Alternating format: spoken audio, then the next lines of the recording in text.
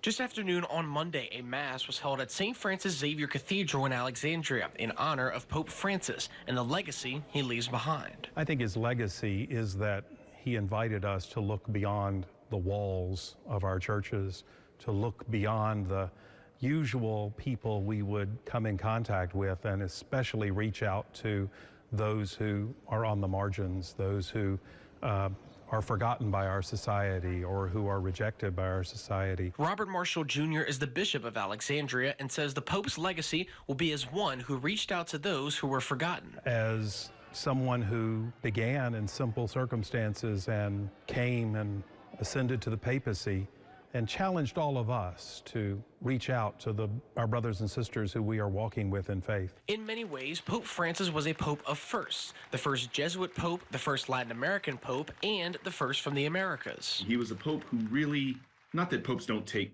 the role of pastor and shepherd seriously, but Pope Francis really took that to heart, and he started that whenever he took the name Francis from St. Francis of Assisi, who is a saint known to prioritize the poor, the marginalized, the environment, and the kind of the basic humanity of all of us, which I think does say a lot about just kind of the basic style and the basic message that he tried to convey in his thoughts and in his deeds. 2 years into his time at a new bishop's school, Marshall says he had a wonderful experience in Rome and even had the opportunity to meet Pope Francis. You could see the fervor in his voice, his compassion, and his simplicity were quite evident, and that's what I will always remember. And he was charming when I got to shake his hand and tell him that I was from Alexandria, Louisiana. So what goes into selecting the next pope in the Catholic Church? So whenever a pope dies, and remember, this has happened many times throughout the history of the Catholic Church. So while this is a very unique moment for those of us living today, the Vatican is very much prepared for what happens next.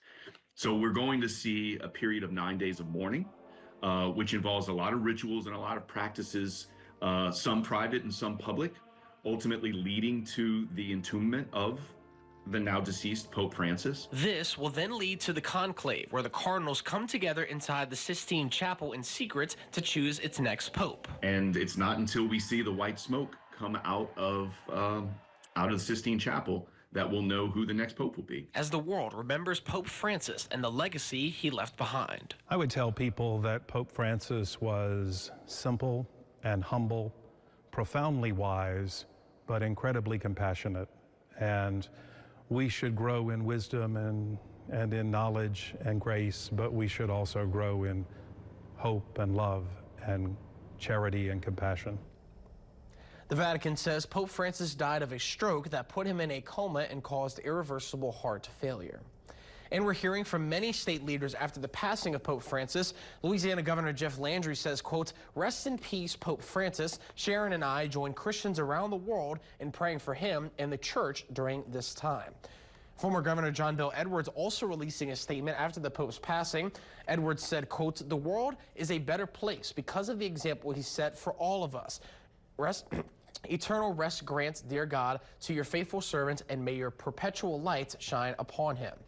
And U.S. Representative from Louisiana Steve Scalise says, quote, "Deeply saddened to hear of the passing of Pope Francis on this Easter Monday. As the first pope to be elected from the Americas, he continued the papal tradition of spreading the message of Jesus' love around the world. May God be with the Catholic Church during this time of mourning and transition."